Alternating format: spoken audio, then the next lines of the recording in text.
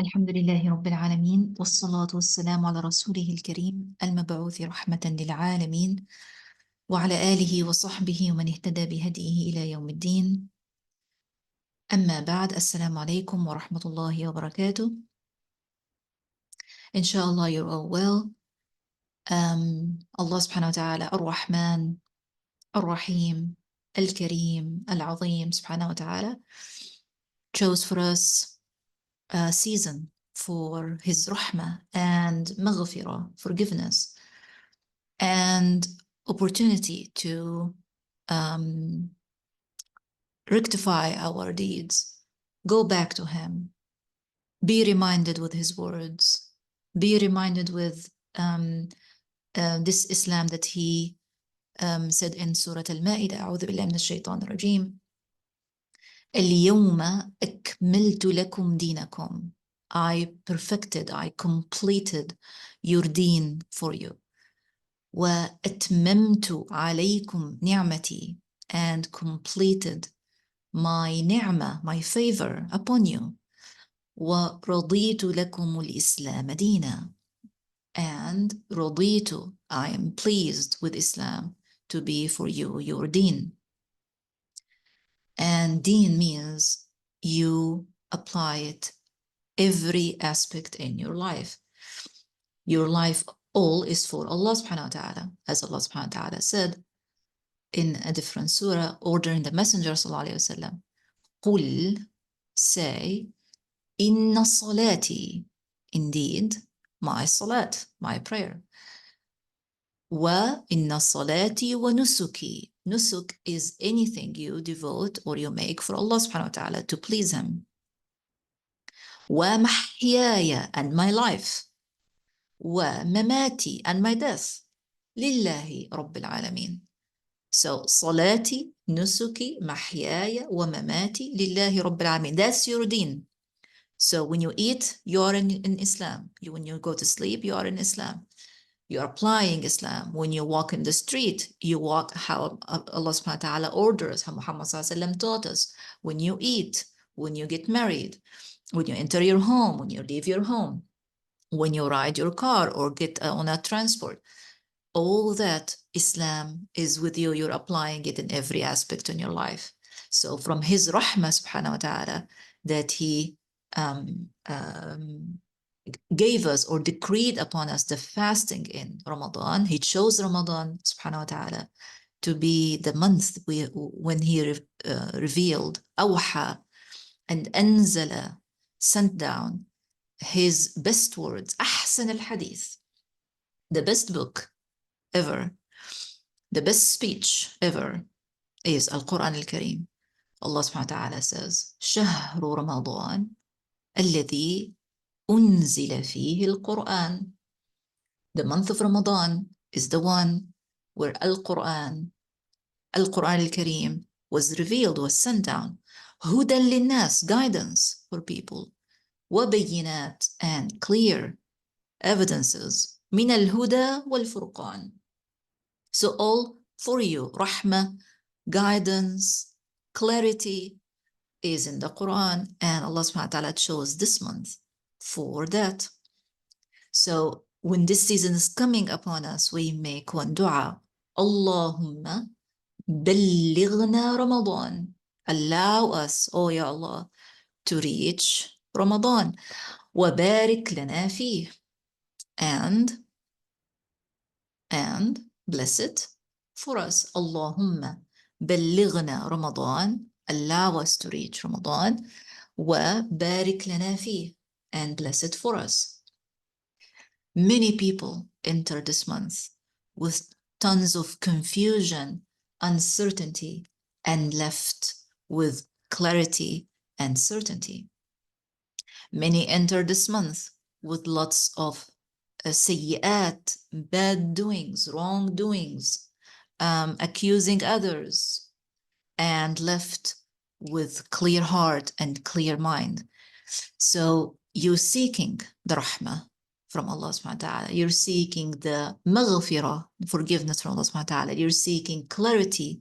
You're seeking certainty. You're seeking to be closer to him, as we're going now to see in the hadiths. So first hadith, inshallah, I will share with you is this one. And in this hadith, Abu Hurairah radiallahu anhu narrates that the Messenger sallallahu alayhi wasallam says, if it was the first night of Ramadan, like it is the first night, it's very close, it is now it's already, they sighted the moon and they knew this is the first night. صفدت الشياطين, the shayateen were chained. ومردة الجن, and the chiefs of jinn. وغلقت أبواب النار, all the gates of Jahannam that are at this moment open, because Allah, Muhammad sallallahu say غلقت, so we understand outside Ramadan, before Ramadan, they were open. So it's the first night of Ramadan, so the whole universe, things happening in the whole universe that don't happen every day. First, غلقت أبواب النار, the gates of fire closed. فلم يفتح منها باب, none of it is open. None of it, as Muhammad said, is open. وفتحت أبواب الجنة, الجنة that Allah subhanahu wa ta'ala promised al-muttaqeen, that Allah subhanahu wa ta'ala promised al-abrar, that Allah subhanahu wa ta'ala promised al-anbiya, wal-rusul, wal-shuhada. Al-Jannah is open. The abwab of Jannah are open. فَلَمْ يُغْلَقْ مِنْهَا بَابٍ, none of the gates of Jannah are closed. All of them are open with Allah's permission in this month. None of it is closed. وَنَادَى مُنَادٍ, and a caller calls or cries, يَا بَاغِيَ الْخَيْرِ أَقْبِلْ, or a person or whoever seeking خير, seeking good, come forward.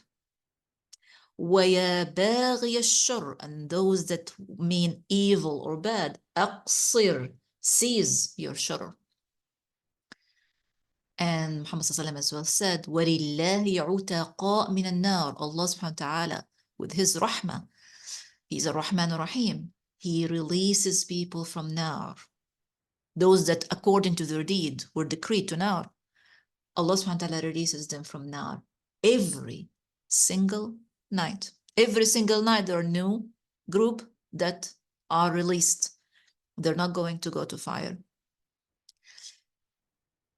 They're seeking Allah subhanahu wa ta'ala, they're repenting to Allah subhanahu wa ta'ala, they're maybe turning to him for the first time. So Allah subhanahu wa ta'ala release them, a'udhu billah, from fire. So this is Ramadan.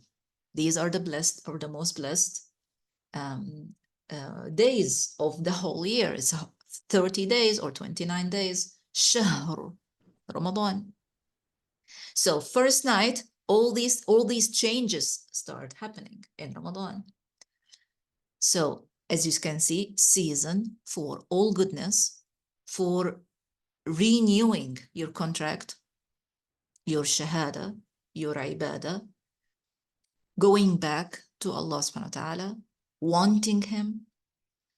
Of course, yes, we're going to talk, I hope we have, may Allah bless our time to talk about fasting as well. We're going to talk about, but for now, we're just talking about the days, those blessed times that Allah subhanahu wa ta'ala blessed us with during Ramadan. Days and nights of Ramadan are blessed. Okay, this is the first hadith. Any question? The hadith is sahih. If you want to take the hadith or a picture of it, do. Next hadith I'm sharing with you, when the Prophet ﷺ said, As-salawatul khams, the 5 prayers, the 5 obligatory prayers, Salatul Fajr, wa Salatul Dhuhr, wa Salatul Asr, wa Salatul Maghrib, wa Salatul Isha, wal Jumu'ah ila al-Jumu'ah. So from between Salah and the following Salah, and Jumu'ah and the following Jumu'ah the next week, and Ramadan to the next Ramadan, all of them are reasons to mukaffirat, ways for erasing sins, mukaffirat. لما بينهن, with one condition, if we avoid kaba'ir. Kaba'ir means the major sins. If everyone avoid kaba'ir, then from a prayer to the next, you're forgiven, bi'idhnillah. From a Jumu'ah to the next, you're forgiven, bi'idhnillah. From Ramadan to the following Ramadan, you're forgiven, bi'idhnillah. So another reason for you to come to Ramadan, wanting the maghfirah, wanting the rahmah. Okay. Another hadith, and this hadith is now going more to talk about the obligation of fasting Ramadan. So I will take this opportunity to talk about fasting as well. So in this hadith, and it's Sahih al-Imam Muslim, like you see, Ibn Umar radiallahu anhu, عن النبي صلى الله عليه وسلم, he said, بني الإسلام على خمسة. Islam is built upon 5. Then he said, على أن يوحد الله. يوحد Allah means to believe He's the only God worthy of worship, Allah subhanahu wa ta'ala. First, وإقام الصلاة, and to establish the prayer, the 5 prayer that mentioned in the previous hadith. وإيتاء الزكاة, and to give the mandatory zakat. And mandatory zakat can be the zakat at the end of Ramadan. It's called zakatul fitr, or the zakat that is seasonal or annual that people pay on their tijara, on their gold or jewelry, on their farms, the produce of their farms, and or belongings in general, if they have reached the right nisab, the right measure. And then he said, وَصِيَامِ Ramadan, and fasting of Ramadan, and al-Hajj. So a man stood and said, Al-Hajj wa Siyam Ramadan? La. He's saying, no, not for Hajj and Siyam Ramadan. It cannot be. Islam is built on Hajj and Siyam Ramadan. So the Prophet ﷺ said, Al-Hajj wa Siyam Ramadan. He repeated it again. So the man was trying to say, like, is Al-Hajj and Siyam Ramadan part of Islam, part of the 5 pillars? So if someone doesn't go to Hajj if they can, and doesn't fast Ramadan if they can, is this happening to be not Islam? Like their Islam is incomplete. So Muhammad ﷺ confirmed that Siyam Ramadan is obligatory and Al-Hajj if the person is able. So now let's take opportunity to talk about Siyam Ramadan. So Siyam Ramadan is mandatory if 6 conditions are met. Otherwise, it could be not mandatory for people, and sometimes could be haram for people. But of course, sometimes people want to fast anyway, even if they know fasting is Ramadan harmful for them. They want to fast anyway, and that in this case, fasting of Ramadan won't be right for them. So I'll repeat again. So Siyam Ramadan, fasting the month of Ramadan, is mandatory when 6 conditions are met. Now I will mention the 6 conditions, and then I will ask if you have any question after that. First condition for the Ramadan, or for Siyam Ramadan to be mandatory on someone, that they have to be Muslim. Which means they, like how Muhammad said, يوحد Allah. So this person witnesses, does the shahada, say, Ashhadu an la ilaha illallah wa anna Muhammadan sallallahu alayhi wa sallam Rasulullah. Wa iqamu salat, and establish the prayer. Wa ita'u zakat. So they are Muslims, and fasting Ramadan now is wajib on their behalf, is mandatory on their behalf. So first, Islam. Second, al-bulugh. Bulugh means what? Reaching the right age. So if someone is underage, we say fasting Ramadan is not obligatory on them, and therefore they don't have to redo it after Ramadan. For boys, it can mean many signs, like reaching 15 years old, or the signs of adulthood for boys. For girls, could be their cycle and other signs of adulthood. So before that age, before the age for let's say 11, 12 for the girls, 15 for the boys, or having the other signs, of adulthood coming, reaching, what do the parents do? So if your child is 10 years old, if your child is 10 years old, he doesn't have to fast, but you have to encourage him to fast as long or as much as he could do. Because this is the opinions of the scholars, it's mandatory on the parent. It's not mandatory on the child to fast, but it's mandatory on the parent to encourage the child to fast before they reach the age of adulthood. Why is that? Because fasting of Ramadan require patience and building of a habit, just like the salat. Before the age that they are mandatory, which is 10, the parent need to start telling them pray earlier than that, and start encouraging them to have wudu and encouraging them to stand beside them to pray earlier than that. So what do you do when you have a 10-year-old boy or girl? What do? You say, okay, you're fasting this year, right? Okay. What if they tried to fast, but maybe several hours before the break the fast, they couldn't? It's okay. You can allow them one day, you can allow them the other day, but there is a target. There is a target you both agree on that they have to at least complete few days. It's very essential, it's very important. And they can do it. They can do it. Okay, so that is the siyam. This is the second condition. So first condition is Islam. Second condition is reaching the right age. Third condition is al-aql, to have the person to have their mind clear and being able to reason. What does that mean? It means if the person lost their mind with any reason, like they went in a coma, they actually got mad, or they start having problem with reasoning, then Siyam Ramadan is not mandatory on them. And we don't do anything for them. So for example, if somebody's grandfather, or for grandfather, they have another reason for the aql. But let's say somebody's father went into a coma, let's say in the beginning or in the night of Ramadan, and they stayed in the coma the whole month. They only came to reality or to awareness in Shawwal after Ramadan finishes. So what do we do? Do we fast, or do we give? Do we feed on their behalf? What do you do? What do you think? I'll repeat again. I hope you're following.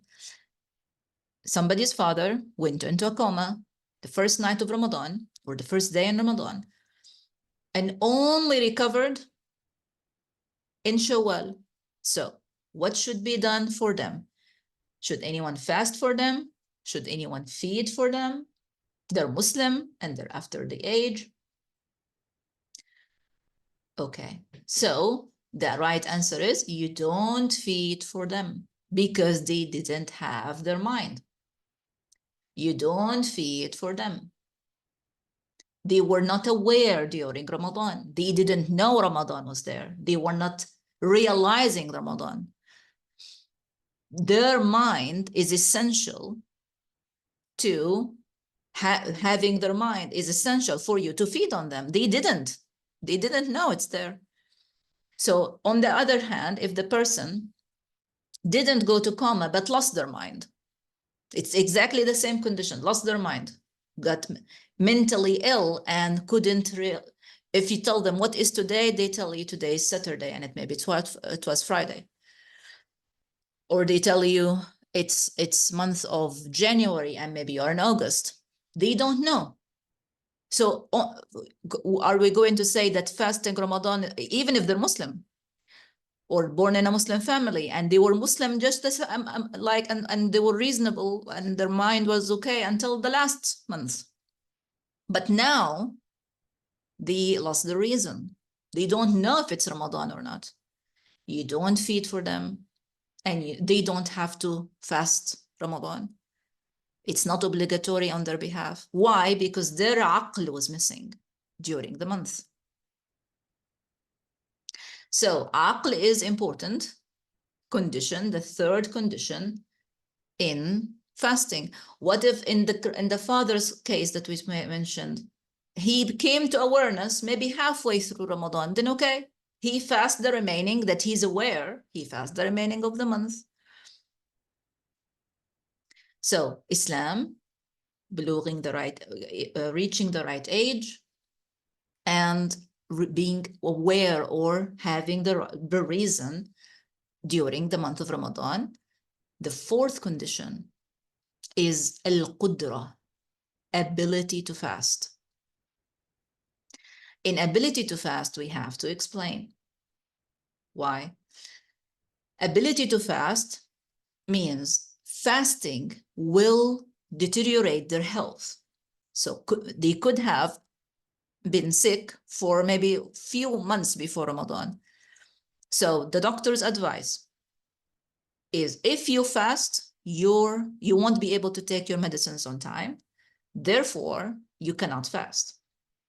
In this case, we feed, right? Why? Because they're reasonable, they're Muslim, they reached the age, all the conditions were met, but they are not able to make the fast because of their medical condition. Then they eat during the day, and they give for every day, they feed at least one person that need to be fed for every day. This is the case where you feed for them. Okay, so what if they got sick during Ramadan, but sickness like the ones we commonly have, like having a fever, maybe stomach aches, or a condition that normally known, it could last few days and then they are good again. They try, if they could fast during that, they can, but if they can't, it's hard, they are really dizzy, they are really suffering with the fever, there is no force to fast. They can eat those few days and then fast after that during Ramadan. And when Ramadan finishes, they make these days up. They don't feed. If the illness or the disease or whatever they're suffering from is not lasting for a long time, then they eat those days. They don't feed for those days because inshallah they can do it after Ramadan. Are we clear on that? Are we clear on the ability to fast? Okay, I see one yes. Okay. Okay, jazakumullah khairan. So far we covered 4 conditions for the fasting Ramadan to be obligatory on someone. 5th is to be not on a travel or on a journey, on the road, in other ways, to be in residence or to be residing in somewhere. You're not on a journey or a trip. Okay. And according to the hadith, during Ramadan, if Muhammad SAW and his messenger and his companions were on a trip, if some of them are fasting, and some of them are not, the one who fast didn't say why for the other one why you didn't fast, and the one who broke the fast won't blame the one who fast. So you can choose what you can do when you are on a journey. You have you can eat during the journey. It's better for you to fast if you're able to. But if you think during the journey you're feeling dehydrated, you feel hard, you need to eat something, then of course do eat. So being on a journey makes now Siyam Ramadan sometimes, according to your ability, can be mandatory on you, or you can be relieved from it and then fast other days after Ramadan. Some people find it shameful. How come I break my fast in Ramadan and then I have to fast other days? We say this is how Islam is. You don't force yourself. You don't exhaust yourself because you don't want to fast another day after Ramadan. Do eat. If you cannot fast that day for a journey, or because you got ill that day, then do eat and then fast afterwards. This is what Islam teaches us. Okay, the sixth and the last condition is to not to have any barrier or a reason to stop you from fasting. Like, for example, the monthly cycle, having a child and the bleeding after birth. So you don't fast through those days, but then you don't feed, of course. You don't feed during the cycle. Why? Because you can make it up after Ramadan. So if someone now doesn't have any barrier, any reason not to fast, they are residing in their home, they are mentally stable and aware that Ramadan is approaching us, or we already started Ramadan, they are a Muslim, they are within the age. If all these conditions are met, then what we say, Ramadan is obligatory on your behalf. Someone said, but when I fast, I get tired and exhausted. We say, okay, try to manage it in the best ways. Try to wake up earlier than maybe you do usually. Eat well, have your tea, have your coffee, have your normal food before the Fajr, so you're able to cope better during the day. But being tired or exhausted is not a reason to break somebody's fast. So I've taken the hadith as an occasion to talk about the fasting as well. Any question regarding fasting Ramadan, please go ahead. Type if that's possible, please.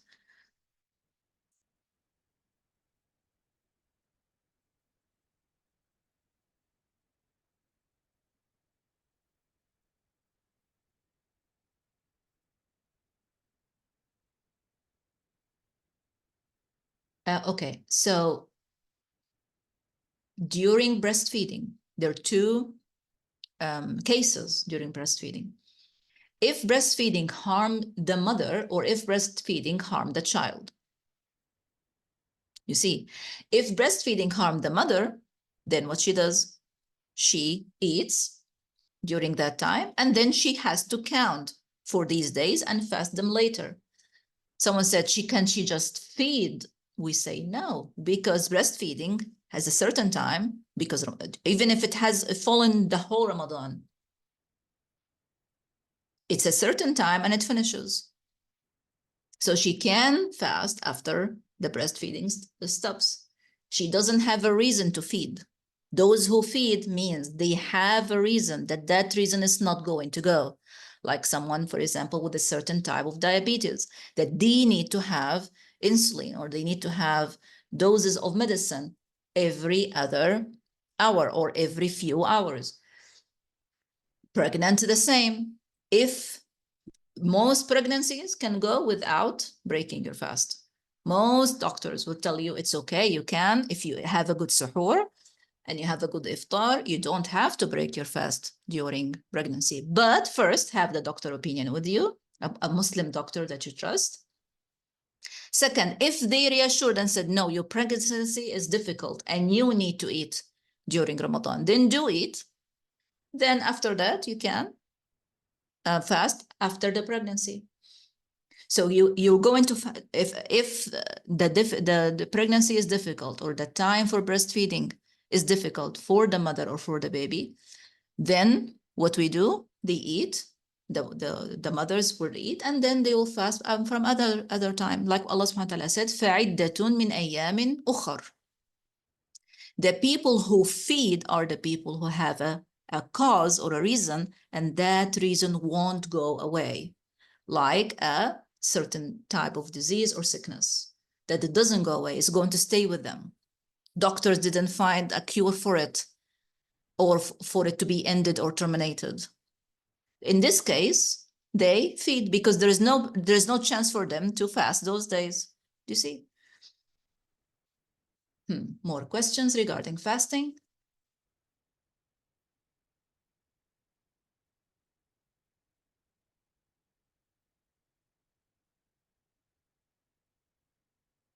Okay, then she will have the count, like my sister is saying here. She will have the count of those days and fast them. You see, There, as I was saying, when you look at the scholars' fatwa, and do look, please, and I can share with you later. Scholars will always say, if the reason is to go, if the reason is to finish after any number of days, then fasting Ramadan is obligatory later, after the reason is finished. But if the reason is to stay and there is no way for it to go, like a certain diseases or mental illnesses or physical, then the person doesn't have another choice but feeding instead.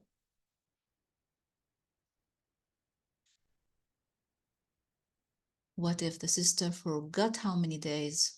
Then she counts.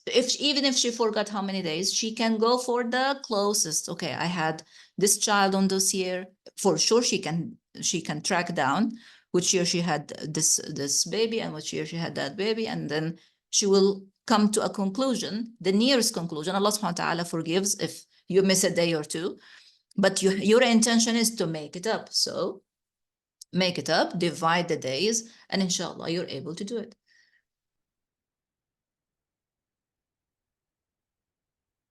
Okay, I think I received one more question. 1 second.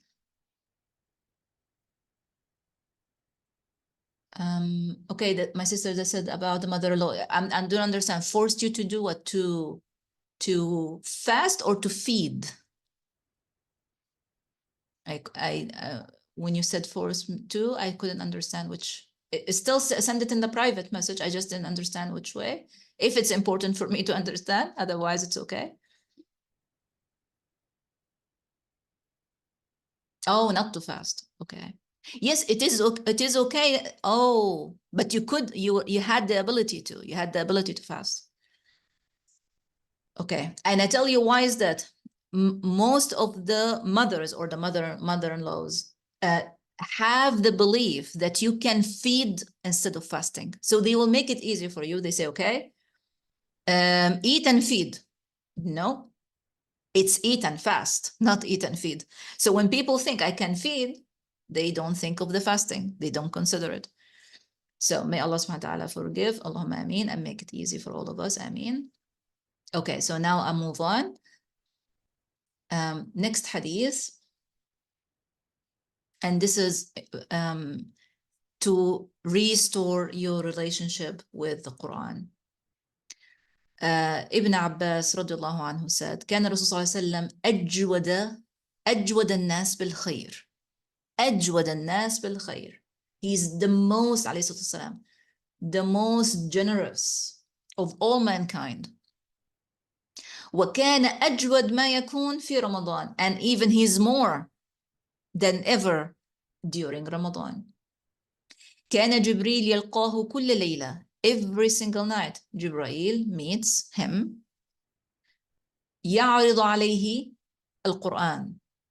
فإذا لقيه جبريل كان أجود بالخير من الريح المرسلة. Every single night they study Quran.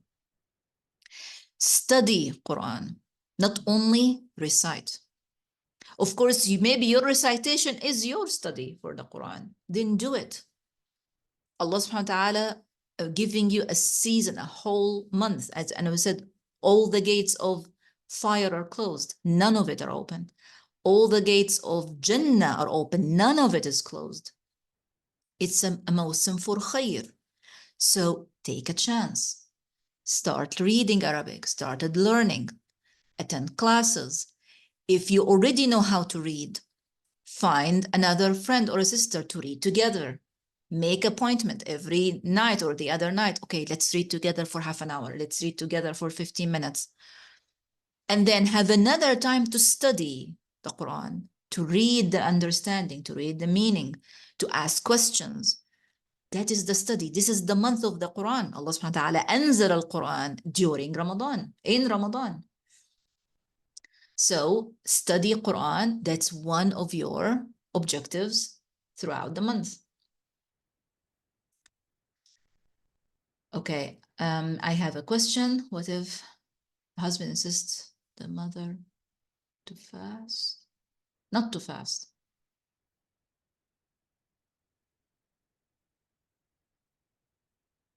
Okay, so this is an occasion, if she doesn't have to listen to her husband or not, this is the occasion to ask a doctor. The answer to this, if a husband, because of his baby, he's no born, and he say to his wife, you have to eat to provide the milk for the child. First, we need to ask a doctor, do I have to eat or not? I believe some of us did fast during breastfeeding. Any of us, I can speak for myself, I did, and my child didn't suffer. My child had milk the whole day. Any of us had the same experience? Any of us breastfed during Ramadan? Okay. So which means it can happen, and it is not bad, but again, everybody could be different. So a doctor's advice, Muslim doctor advice, can be appreciated in this matter. And then decide with the husband. Okay, Jazakumullah khairan. Next hadith. Next hadith is a promise from Muhammad sallallahu alaihi wasallam to you, or to all of us. He said, Man qama Ramadan. Qama is the qiyam. What does qiyam mean? What are the occasions of qiyam? After Salat al-Isha and before Salat al-Fajr. Man qama Ramadan imanan wa ihtisaban, believing in Allah subhanahu wa ta'ala and seeking the reward from Him. غُفِرَ لَهُ مَا تَقَدَّمَ مِنْ ذَنْبِهِ. It's like you go clean to the other side of Ramadan. Like as we said in the beginning, you could be entering Ramadan with loads of sins and confusion and uncertainty, and it's a season for you to wash all that, and as if you were born again at the end of the month. Every sin, Muhammad ﷺ saying, all the previous sins were forgiven, and according to the other hadith when we read, unless the kabair, if the kabair were avoided, then all the other sins were forgiven. So whoever qama Ramadan, mean pray during the Ramadan during the nights, which is qiyam, and that can happen after Isha. You can devote after every Isha. Of course, you can pray Tarawih in the masjid, but what if you don't pray Tarawih in the masjid? Can you still pray at home? Yes, you can. Pray your Isha and then pray 6 rak'at, 2 and then 2 and then 2, or 4 rak'at, or if even your ability 2 rak'at, pray them. And then before Fajr, after your suhoor or before your suhoor, pray another 2 or 4. And that is your qiyam, and make it a habit every single night when you can. The promise is great. All the sins are forgiven. You're clean. You're washed out from all the sins. Okay, next one. We're almost done. In this hadith, Muhammad sallallahu alaihi wasallam promised same reward, but as well for the siyam. So he said, whoever fasts Ramadan, believing in Allah subhanahu wa ta'ala and seeking the reward. Remember, this is your intention. You're fasting, believing in Allah subhanahu wa ta'ala, seeking His reward. All the previous sins were forgiven. And whoever qama Ramadan, did the qiyam for the same reasons, iman and ihtisaban, all the sins are forgiven. What if you managed to only qama or do qiyam in the last 10 nights only, so you matched Laylatul Qadr? So then all the sins are forgiven as well. How merciful Allah subhanahu wa ta'ala is. How generous Allah subhanahu wa ta'ala is. So if you intend the fasting, believing in Allah, seeking the reward, all sins are forgiven. If you did the qiyam for the same reason, all the sins are forgiven. And even if you didn't do the whole month, but you managed to match Laylatul Qadr, which means you tried for the last 10, then all the sins are forgiven too. Allahu Akbar. Allahu Akbar, mashallah. Okay, next one. We had close to this one, but this one had سلسلة الشياطين instead. إذا دخل رمضان, all the gates of Jannah are open, all the gates of Jahim are closed, and shayateen are chained. So we already had one similar. This hadith is to encourage you to do extra, to do more. So you have a routine. For example, you from your routine that you read let's say half a page of the Quran every single day, let's say, or you pray 2 rak'ah of duha, or you do the sunnah ratiba, the 12 rak'ah extra of sunnah, you do every day. Imagine this is your routine. In Ramadan, you need to do a little bit more. And Muhammad ﷺ would say that, and Aisha anha would say that about the Prophet ﷺ. He would do more. He would make more ijtihad in Ramadan that he won't do in the other months. So it's a season for goodness, but at the same time, it's a season for you to do more. So instead of praying only 2 rakat in duha time, pray 4. Instead of reading only half of the page of the Quran that you usually do, read all the page. As long as you're doing more, you're putting that more effort because it is Ramadan. What about the last 10? You even do more than that. So it's a season for what? Ijtihad, season for coming closer to Allah subhanahu wa ta'ala. Don't avoid, my advice to you, avoid turning Ramadan into a season for recipes. Avoid turning Ramadan into a season for cooking. Avoid turning Ramadan on a season for wasting food. People fasting during the day, so therefore they're not going to eat all this food.